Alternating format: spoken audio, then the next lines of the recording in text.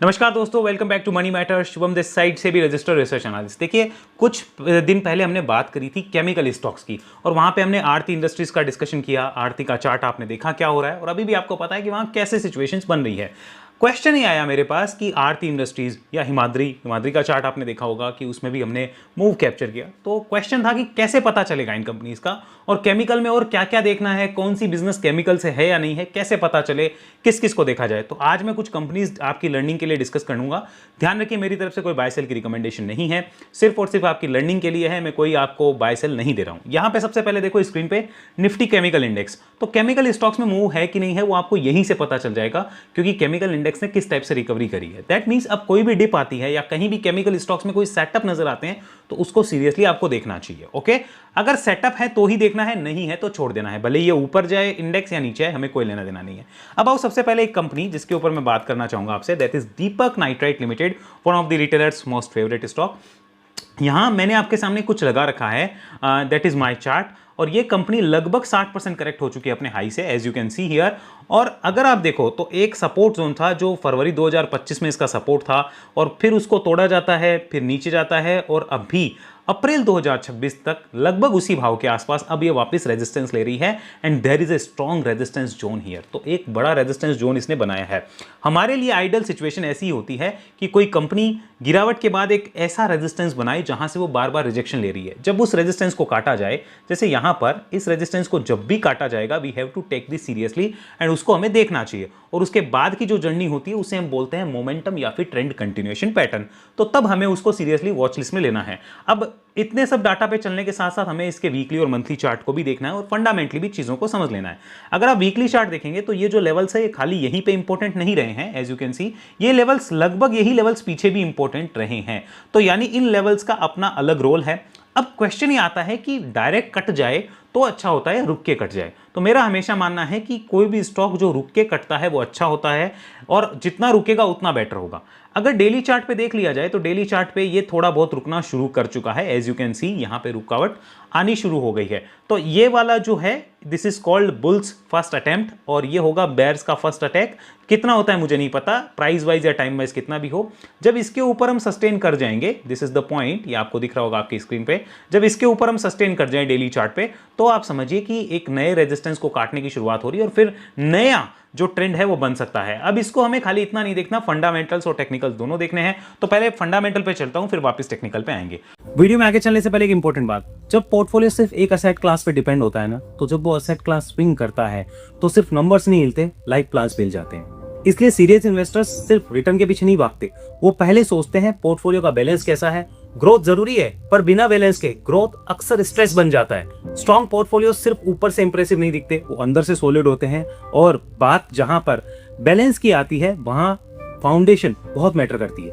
और फाउंडेशन की बात करते ही बॉन्ड नेचुरली एंटर करते हैं आपके पोर्टफोलियो में। सिंपल शब्दों में बॉन्ड एक लोन होता है। आप कंपनी या गवर्नमेंट को अपना मनी लेंड करते हो और उसके बदले आपको एक फिक्स इंटरेस्ट मिलता है। इसके टर्म्स पहले से डिफाइन होते हैं, इंटरेस्ट, टेन्योर, कैश फ्लो। एक बात क्लियर समझ लीजिए, बॉन्ड आपको ओवरनाइट रिच नहीं बनाते, ये वो असेट क्लास नहीं है। बॉन्ड्स का रोल होता है पोर्टफोलियो को बैलेंस करना और एक रेगुलर इनकम कमा कर देना जो आप रोजमर्रा की जिंदगी में यूज कर सकते हो। प्रॉब्लम बॉन्ड्स की कभी थी नहीं, प्रॉब्लम हमेशा एक्सेस और क्लैरिटी की थी। बॉन्ड्स किधर मिलेंगे, कौन से बॉन्ड में निवेश करना चाहिए, रिस्क कैसे समझे, ये सारी चीजें इन्वेस्टर के लिए हमेशा से कंफ्यूजिंग रही। और यही सारी कंफ्यूजन दूर करने के लिए, इन्वेस्टर को क्लैरिटी देने के लिए बनाया गया है India bonds by mister Vishal Goenka and Aditi Mittal, जिनके पास इंडियन प्लस इंटरनेशनल मार्केट का 40+ इयर्स का कंबाइंड एक्सपीरियंस है। इंडिया बॉन्ड्स पे 80 बॉन्ड्स लाइव रहते हैं जो आपको 9 to 12% का पर एनम फिक्स रिटर्न दे सकते हैं across government, corporate banks, NBFC, etc. हर एक बॉन्ड पे कितना निवेश करने पे कितनी कमाई होगी, ऐसी सारी इंफॉर्मेशन क्लियरली मेंशन होती है जो आपको कैश फ्लो प्लानिंग में हेल्प करती है। इंडिया बॉन्ड्स में मिनिमम इन्वेस्टमेंट सिर्फ 1000 रुपीज से शुरू हो सकता है। इंडिया बॉन्ड्स 0 ब्रोकरेज चार्ज करता है, साथ ही साथ यहाँ पे सेम डे सेटलमेंट का भी ऑप्शन रहता है। समझो आपने आज बॉन्ड खरीदा ड्यूरिंग मार्केट आवर्स, आपको आज आपके डीमैट में बॉन्ड्स क्रेडिट हो सकते हैं। इंडिया बॉन्ड्स पे सारी कंफ्यूजन दूर करने के लिए इनके ऐप पे बुक कॉल फीचर भी अवेलेबल है, जहां पर इनके आरएम टाइम लेके आपको अच्छे से समझाते हैं, बॉन्ड के बारे में एजुकेट करते हैं, चाहे आप खरीदो या ना खरीदो। तो देर किस बात की, इंडिया बॉन्ड्स का लिंक डिस्क्रिप्शन में डाला है। ऐप डाउनलोड करो, साइन अप, केवाईसी करो और आज ही इन्वेस्टमेंट स्टार्ट करो for regular income from bonds. Fixed returns do not constitute guaranteed or assured returns. Investments in corporate debt securities, municipal debt securities, securitized debt instruments are subject to credit risks, market risks and default risks including delay and or default in payment. Read all the offer related documents carefully. तो ये हमारे सामने fundamental data है, 23,000 करोड़ की market cap है। ROC और ROE को देखते हुए पी रेशियो काफी ज्यादा है। दैट मींस कि आपको प्रीमियम वैल्यूएशन मिले हुए हैं, मार्केट आपको पहले से अच्छे वैल्यूएशंस दे रहा है। और डेट टू इक्विटी नहीं है ज्यादा, तो अच्छी बात है। प्रॉफिट ग्रोथ खराब रही है, नोट करो। पैग रेशियो खराब है, नोट करने की वैसे जरूरत नहीं है, इसीलिए इसकी कुटाई हुई है, 60% इसीलिए गिरा है। मार्केट कैप टू सेल्स अच्छी मानी जाएगी, आप खराब नहीं कह सकते। इन्वेस्टमेंट्स भी ठीक ठाक है, ओके है। अब आओ जरा यहाँ पर क्वार्टरली रिजल्ट्स पे। क्वार्टर ऑन क्वार्टर अगर प्रॉफिट में देखा जाए तो एक ड्रॉप है 20 करोड़ के लगभग की, और रिवेन्यू के अंदर क्वार्टर ऑन क्वार्टर कोई ड्रॉप नहीं रही है दिसंबर तक। पिछले साल के दिसंबर से इस साल भी रिवेन्यू में कोई ड्रॉप नहीं थी, और मार्जिन्स भी काफ़ी अच्छे मेंटेन हुए, जो कि 169 करोड़ के ऑपरेटिंग प्रॉफिट को 211 करोड़ ले गए। लेकिन अगर आप यहां पर देखो एक चीज़, तो आपने यहां इंटरेस्ट अदर इनकम जो है वो 21 करोड़ के आसपास रखी, और आपने इस बार 4 करोड़ का कुछ माइनस में एडजस्टमेंट्स करे हैं। So that is the reason आपका 190 करोड़ का प्रॉफिट सीधा सीधा 100 करोड़ का हो गया है। अदर इनकम नहीं रही, और आपका इंटरेस्ट भी देखो पहले से ज्यादा हो गया, तो दैट्स द रीजन। लेकिन ऑपरेटिंग प्रॉफिट या ऑपरेटिंग फ्रंट पे देखे तो कंपनी ने अच्छा किया है, नोट करने वाली बात है। दैट मींस रिवाइवल के संकेत कुछ ना कुछ आ रहे हैं। मार्च का रिजल्ट बड़ा इंटरेस्टिंग होगा, और अगर कंपनी में मार्च का रिजल्ट अच्छा आएगा, मार्केट को आभास हो गया, तो फिर ब्रेकआउट करवा देंगे, ठीक है, वरना नहीं करवाएगा मार्केट। ईयरली P&L देखोगे तो और चीजें क्लियर हो जाएगी। यहां देखो साफ पता चल रहा है कि आपने 1000 करोड़ का प्रॉफिट किया हुआ है 2022 के मार्च तक, यानी एक फाइनेंशियल ईयर में, और सिर्फ 7000 करोड़ से कम की रेवेन्यू थी तब किया था, because of the good margin maintenance, 24% के मार्जिन। और उसके बाद आपके मार्जिन लगातार गिरे हैं, आपको दिख रहा होगा अभी ट्रेलिंग 12 मंथ में 12% मार्जिन है, और ऑपरेटिंग प्रॉफिट 900 करोड़ का है, जबकि वो पहले 1600 करोड़ के लगभग था, बेस्ट एवर। तो आपका प्रॉफिट, नेट प्रॉफिट सिर्फ 500 करोड़ का रहता है, तो एक ह्यूज ड्रॉप मिलती है 50% की प्रॉफिट में। तो आपका उसी के अकॉर्डिंग प्राइस भी एडजस्ट कर दिया है मार्केट ने, और वैल्यूएशंस भी एडजस्ट कर दिए हैं। अब आ जाओ यहां पर हमारे इन्वेस्टर्स ने क्या किया वो देखते हैं। तो एफआईआईज ने यहां पे कुछ एड ऑन किया है, नोट करना है, दिसंबर से मार्च के बीच में। प्रोमोटर्स एज इट इज हैं, और अगर बात कर ली जाए यहां पे डीआईएस की, तो उन्होंने भी एड ऑन किया है। पब्लिक ने बेचा है, और नंबर ऑफ शेयर होल्डर कम हुए हैं, that is also a positive sign. और ऐसे सिचुएशंस में अगर मार्केट किसी बेस बिल्डिंग का या मल्टीपल रेजिस्टेंस जोन का या एक बड़े रेजिस्टेंस जोन को काटता है, तो उसे अच्छा माना जाता है for the momentum and trend riding. अब आइए जरा यहां पर हम चलते हैं और इस चार्ट को देखिए, इंपॉर्टेंट रेजिस्टेंसेस क्या क्या हैं। तो अगर ये रेजिस्टेंस कट जाए, ये वाला रेजिस्टेंस, तो फिर देखो हमारे पास में 2 बड़े रेजिस्टेंस जोन है वो निकल के आते हैं।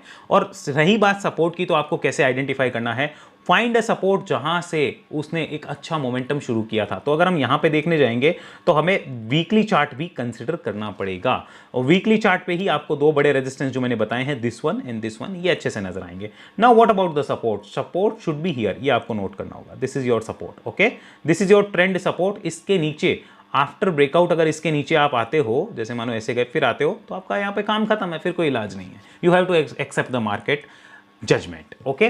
नेक्स्ट चलते हैं, और इस तरीके से आपको बाकी कंपनीज निकालनी है। नेक्स्ट मैं बात करूंगा एफएसएटी, फर्टिलाइजर स्टॉक्स पे भी करेंगे, क्योंकि फर्टिलाइजर एंड केमिकल दोनों को हम एक ही तरीके से डील करने वाले हैं। Now see the weekly chart and long term moving average. कभी भी इस लाइन के नीचे वो आके सस्टेन नहीं किया है सिंस 2020, और लगभग 5-6 साल हो गए, तो अब की बार भी उसने यहाँ रेस्पेक्ट लिया, एंड उसके बाद वो एक मल्टीपल रेजिस्टेंस जोन बना रहा है। तो ऐसे स्टॉक्स को हमें आइडेंटिफाई करना है जहां पर बार बार रेजिस्टेंस लिया जा रहा है, उसके ऊपर एक क्लोज आ जाए तो अच्छा होगा। जैसे इसमें देखिए आप ध्यान से, यहां पर ये बार बार रेजिस्टेंस ले रहा है, तो इसके ऊपर अपने को डेली क्लोज चाहिए। Now this is the weekly chart, but मुझे डेली क्लोज चाहिए। तो कैसे मिलेगी डेली, तो यहां हम गए डेली चार्ट पे, एंड डेली चार्ट पे भी हमें दिख रहा है कि स्टॉक जो है वो daily long term moving average के ऊपर भी आ चुका है। This is the daily long term moving average, इसके ऊपर, और इस रेजिस्टेंस जोन पे मल्टीपल रिजेक्शंस इसने फेस करे हैं सिंस सितंबर। यहां पे सितंबर अक्टूबर है 2025, और 6-8 महीने हो चुके हैं कंसोलिडेशन करते हुए और यहां रिजेक्शन लेते हुए। तो इसके ऊपर एक सिंगल क्लोज आ जाए तो अच्छा माना जाएगा ट्रेंड राइडिंग के लिए। रही बात फंडामेंटल्स की, तो इसका वैल्यूएशन बहुत एक्सपेंसिव है इन टर्म्स ऑफ पी। बाकी गवर्नमेंट की कंपनी है, 90% प्रेसिडेंट ऑफ इंडिया होल्ड करते हैं। हम उस डिस्कशन में नहीं जा रहे, मैं सिर्फ आपको चार्ट फाइंडिंग का मेथड समझा रहा हूं। और इंपॉर्टेंट सपोर्ट आप यहां रखेंगे, देखो जहां पे भी इंपॉर्टेंट सपोर्ट पहले रहे हैं उनको आपको इंपॉर्टेंट सपोर्ट मानना है, आफ्टर ब्रेकआउट, अभी नहीं, ठीक है। तो ऐसे ही मैं और भी कंपनीज आपको दिखा रहा हूं, 1 बाय 1 आपको देखनी है। अनदर कंपनी जिसमें मैं बात करना चाहूंगा, दैट इज चंबल फर्टिलाइजर। इसको एक बार नोट करिए, और हम इसमें भी वीकली चार्ट करता हूं, ये आप नोट करिए, इसमें भी आप देखेंगे तो weekly long term moving average के नीचे जब भी गया है तो हर बार एक अपॉर्चुनिटी क्रिएट हुई है और उसके बाद में ये बाउंस करता है। लेकिन क्या हमें जब ये नीचे जाता है तो ट्रेंड थोड़ी मिल जाएगा कि इधर ट्रेंड है, नहीं। क्या मुझे यहाँ पता चल गया कि ट्रेंड बनने वाला है? नहीं। क्या मुझे यहाँ पता चल रहा है कि ट्रेंड बनने वाला है? नहीं। उसके लिए मुझे कुछ डेली चार्ट पे कंफर्मेशन चाहिए, तो वो ऊपर ही मिलेगा, लेकिन एक हिस्टोरिकल डाटा में समझ आता है कि किस टाइप की चाल रह सकती है। सो उसके लिए मैंने वीकली चार्ट पे भी एक रेजिस्टेंस जोन मार्क किया है कि इसके नीचे आप रुको, कंसोलिडेट करो। डेली चार्ट पे चलते हैं। अब आपको आइडिया लग गया कि चंबल जो है उसका बेस पेंडिंग है, लगा? तो यहां पर अपने को बेस चाहिए या यहां थोड़ा बहुत रुकना चाहिए। जब ये इसको काट के निकलता है तो रिव्यू होगा।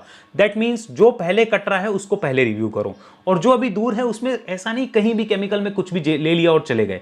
लेना देना करना है तो अपने फाइनेंशियल एडवाइस से पूछना, लेकिन सीखने के लिए ये समझ लो कि प्रॉपर सेटअप है तो काम, वरना नहीं, वरना आराम से आराम। तो चंबल जैसे कंपनी समझ में आए। बेस तो देखो यहां भी बन रहा था कि नहीं बन रहा था, लेकिन क्या उस बेस के ऊपर प्रॉपर आके क्लोजिंग करके सस्टेन किया, ट्रेंड बनाया? नहीं। तो फिर मुझे अननेसेसरी लोड नहीं लेना है जल्दीबाजी में, मुझे सिर्फ प्लानिंग करनी है कि इनके ऊपर आओ, मेरी वॉच लिस्ट में हो, ऊपर सस्टेन करोगे, फिर तुमको देखेंगे और रिव्यू करेंगे। समझ आया? अनदर कुछ कंपनीज है जो मैं आपके साथ शेयर करना चाहूंगा। फॉर एग्जांपल अतुल लिमिटेड मैं आपके साथ शेयर कर रहा हूं। Disclosure, Atul is my holding, so इसलिए मैं लेवल्स वगैरह नहीं दे रहा हूं, बट मैं आपको शेयर कर रहा हूं। डेली चार्ट है, देख लीजिए ध्यान से। यहां क्या हो रहा है, मैंने इस रेजिस्टेंस जोन ये जो हो रहा था इसके बाद इसको देखना शुरू किया था, ओके। लेकिन हुआ क्या, बुल्स का अटैक हुआ और फिर वापस बेयर्स ने एक झटका दिया। तो बेयर्स ने जिस पॉइंट से झटका दिया उसी पॉइंट के ऊपर आकर ही वे सस्टेन कर रहा है। अगर कर जाए, इसके ऊपर क्लोज कर जाए, तो समझो कि नए ट्रेंड की शुरुआत है और फिर जो बड़ा रेजिस्टेंस है उसकी तरफ मिनिमम जाएगा। एक्चुअल में अगर आप रेजिस्टेंसेस देखने जाओगे तो बहुत ऊपर है रेजिस्टेंसेस। मैं इंपॉर्टेंट आपको सिर्फ दो ही रेजिस्टेंस बता रहा हूँ, एक ये और एक ये दो रेजिस्टेंस को काटने की कोशिश होगी इन पॉइंट्स के ऊपर। एंड सपोर्ट आप आइडेंटिफाई कैसे करेंगे? जो पीछे इंपॉर्टेंट सपोर्ट रहे हैं वही आपके अभी भी इंपॉर्टेंट सपोर्ट होंगे। रिसेंट में वहां आपको कोई ना कोई प्राइस एक्शन मिल जाएगा, ओके। इनके फंडामेंटल्स जरूर आप अपने एंड पे चेक कर लेना। अनदर कंपनी जिसके ऊपर मैं बात करूंगा दैट इज लिंडे इंडिया, और भी बहुत कंपनीज है अभी आपको देखनी है। So this is Linde India, इसको नोट करो। This is the company. इसने क्या किया था, ये जो बेस बनाया था इसने मार्च में ही बना दिया था। मैं यहाँ पे जूम करता हूँ, सी दिस वन। ये बेस जो बना था ये मार्च में ही यहाँ कटना शुरू हो गया था, बट हमने देखा नहीं मार्च में, क्योंकि मार्केट की सिचुएशन खराब थी तो हमने रिस्क लिया नहीं। अभी भी लगभग वही है। तो कुछ ऐसी कंपनी जो कि ऑलरेडी बेस से निकल चुकी है, उनको हम कैसे देखेंगे सर? उनका आंसर यहाँ है। भाई आपने देखा बेस बना, उसके बाद ऊपर आ गया, बट हमसे मानो मिस हो गया। तो जो भी स्विंग हाई उसने बनाया, जहां से वो नीचे आया, अब वापस उस स्विंग हाई के ऊपर आए तो रिव्यू करो कि कोई वापस रेजिस्टेंस कट रहा है क्या। जैसे ये अगर कटता है तो रिव्यू किया जाएगा। समझ आया? एंड जो इंपॉर्टेंट बेस का रेजिस्टेंस था अब उसको सपोर्ट कर देना, ओके। जब वो चल चुका है पहले तो इस तरीके से किया जाएगा, इसके ऊपर ये वाला सपोर्ट वैलिड माना जाएगा। समझ आया? इस तरीके से चीज़ों को देखना है। अनदर कंपनीज, अगर आप ऐसी और भी कंपनीज देखेंगे ना, फॉर एग्जांपल मैं आपको दिखाता हूँ क्लीन साइंस, तो आपको बहुत सी मिलेगी जहां पे बेस बन चुका है और कई ऐसे जो बना रही है। अब क्या क्लीन साइंस को मुझे सीरियसली देखने की जरूरत है? Answer is no. अभी कोई बेस नहीं है, अभी कोई मल्टीपल जोन नहीं बना, कोई रेजिस्टेंस पॉइंट नहीं है जहां ये टकराए, थोड़ी स्ट्रेंथ दिखाए, तो मैं क्यों अननेसेसरी लोड लूं? मैं बिल्कुल नहीं लूंगा। पीछे जब इसने बेस बनाया था यहाँ पे, इसको काटा था, मैंने, आपको पता होगा मैंने खुद एंट्री ली थी और मैंने यहाँ पे अपना ट्रेंड ब्रेक होने पे पोजीशंस को काटा था। हम क्या करते हैं, इमोशनली अटैच हो जाते हैं स्टॉक से कि मैं तो नहीं काटूंगा, मैं गलत हो ही नहीं सकता। ऐसा नहीं होता है। हमने अगर यहाँ पे अपनी पोजीशंस को स्क्वायर ऑफ नहीं किया होता 1450 के आसपास, 1450-60 पे, तो आज वो स्टॉक वहां से आधा हो गया था, 650-640 आ गया था। तो क्या मैं इमोशनल इंबैलेंस के थ्रू पे डिसीजंस लूंगा? Answer is no. Base building हो रही है तो क्या हर बार सक्सेस मिलेगी? Answer is no. 10 में से 7-8 बार मिलती है, 2-3 बार नहीं मिलती है। We have to plan this. तो इस टाइप से केमिकल कंपनीज ढूंढनी है। अब ढूंढेंगे कैसे सर? कैसे पता चलेगा? जैसे मैंने, मानो यहाँ पे केमिकल कंपनी है, इसके पेयर्स में क्लिक किया और यहाँ केमिकल के ऊपर मुझे क्लिक करना है, ठीक है। पेयर कंपैरिजन में आके केमिकल पे, तो ये केमिकल कंपनीज की लिस्ट खुल गई मेरे पास में। यहां से मुझे वो कंपनीज देखनी है जहां पे कुछ प्राइस एक्शंस हो रहे हैं और कुछ मल्टीपल रेजिस्टेंस जोन का चार्ट मुझे फाइंड होता है। जैसे हम यूपीएल की बात करते हैं, देखते हैं इसमें है क्या। सो हम यूपीएल का नाम टाइप करते हैं, चेक दिस वन। क्या यूपीएल पे कुछ है? Answer is no. फिलहाल तो ऐसा कोई रेजिस्टेंस जोन नजर नहीं आ रहा है। रिकॉर्ड हो रही है भाई, ठीक है। दूसरी कंपनी पे चलते हैं, आओ जरा दूसरा देख लेते हैं। फॉर एग्जांपल हम लोग यहाँ पे बेयर क्रॉप साइंस को देखते हैं, तो आओ बेयर क्रॉप साइंस, आइए इसको सर्च करते हैं। This is Bayer crop science. क्या इस पे ऐसा कुछ हो रहा है? आंसर इज यस, बिल्कुल हो रहा है। देखो गिरावट हुई है अच्छी खासी, गिरावट के बाद क्या हो रहा है, यहाँ पर एक मल्टीपल रेजिस्टेंस जोन क्रिएट हो रखा है, देखो ये वाला। ओके, यहाँ पे प्राइस जो है बार बार रिजेक्शन हो रहा है, इसके ऊपर रिव्यू कर सकते हैं और जरूर देखेंगे, अभी फिलहाल नहीं देखेंगे। ओके, क्योंकि हमें मोमेंटम चाहिए, हमें ऐसा नहीं कि लेकर बैठ गए कुछ हो गया, हमें हमेशा मोमेंटम फाइंडिंग के ऊपर बात करनी होती है। अनदर आरती इंडस्ट्रीज जो मैं आपके साथ ऑलरेडी डिस्कस कर चुका हूं, as you can see here what's happening in the Aarti, this is one of the favourite setup जो मुझे अभी नजर आता है। हिमाद्री स्पेशलिटी, उसके ऊपर भी मैं आपके साथ पहले डिस्कशन कर चुका हूं कि यहां देखो इस टाइप का जोन था और फिर देखो कैसे मूव हमें कैप्चर करने को मिल जाते हैं। और अगर आप देखेंगे तो यहां पे आपको वो सारी कंपनीज मिलेगी। कुछ एक है जैसे प्रीवी स्पेशलिटी जो कि गिरावट में गिरी ही नहीं थी केमिकल स्टॉक्स में। फॉर एग्जांपल इसको देखो, इसमें कोई खास गिरावट नहीं आई थी। अब ये क्या कर रही है, ये ऊपर में एक जोन बनाएगी, जैसे देखो यहां पर ये एक जोन बना हुआ है एज यू कैन सी। तो इनका ट्रेंड फर्दर कंटिन्यू होगा कि नहीं होगा, इसके लिए भी हमें क्या चाहिए, आपने यहाँ पे 2-3 बार रिजेक्शंस ले लिए, अभी भी आप यहाँ पे एक रिजेक्शन लेने की कोशिश शुरू कर रहे हो, तो आपको इन पॉइंट्स के ऊपर रिव्यू किया जाएगा और जितना यहाँ रुकोगे उतना आपके लिए बेटर होगा। आई होप आपको समझ आ गया है हम क्या कहना चाह रहे हैं, उसको कैसे आपको देखना चाहिए। ओके, अनदर चीज अब यहाँ पर मैं आपको बता देता हूँ। अब यहाँ एक और दिखाता हूँ, जैसे हम फाइन ऑर्गेनिक्स पे चलते हैं, इसको आप नोट करिए, this is fine Organics, fine organic, this is fine organic, ये हमने टाइप किया। इसको ज़रा देखने की कोशिश करिए, ये क्या कर रहा है। इसने पास्ट में क्या किया था, मैं आपको क्या एग्जांपल देना चाहता हूँ कि हर बार बेस के बाद ऊपर जाएगा इस ज़रूरी नहीं होता है, but we have to plan accordingly as per the setup, क्योंकि सेटअप 10 में से 7 या 8 बार वर्क करते हैं। तो यहाँ भी एक बेस बना था, इस बेस के ऊपर मैंने भी इसको देखा, वहाँ से देखो एक मोमेंटम मिला जो कि हमें मिलता है। लगभग बेस के बाद में जो मोमेंटम आते हैं वो 10 से 25% के बीच के आते हैं। तो यहाँ पे एक अच्छा खासा मोमेंटम था, 5100 से लेकर 6000 तक का मोमेंटम इसने दिया। फिर जब वो उस बेस को वापस तोड़ता है ना, तो जैसे मैंने आपको बताया कि जब वो इतना ऊपर जाने के बाद जब बेस को तोड़े तो समझो वापस ट्रेंड खराब हो रहा है। और फिर देखो कितना समय हो गया, लगभग 1.5 साल हो गया है और ये अभी तक टाइम पास ही कर रहा है। तो ऐसे भी आपके साथ हो सकता है, इसलिए हमें प्रिपरेशन पूरी रखनी है और उसके अकॉर्डिंग प्लान करना है। अब चलिए ज़रा यहाँ पर मैं आपके साथ कुछ इंपॉर्टेंट चीज़ बता देता हूँ, और दिस इज़ आवर वेबसाइट। आपको ये वीडियो अच्छा लगा होगा, मुझे उम्मीद है। अगर अब आप सीखना चाहते हैं हमसे तो दिस इज़ आवर वेबसाइट, यहाँ पे जाके आप वेब एनालिसिस में जाकर सारी जो मेरी स्ट्रेटेजीज है उनको देख सकते हैं, सीख सकते हैं।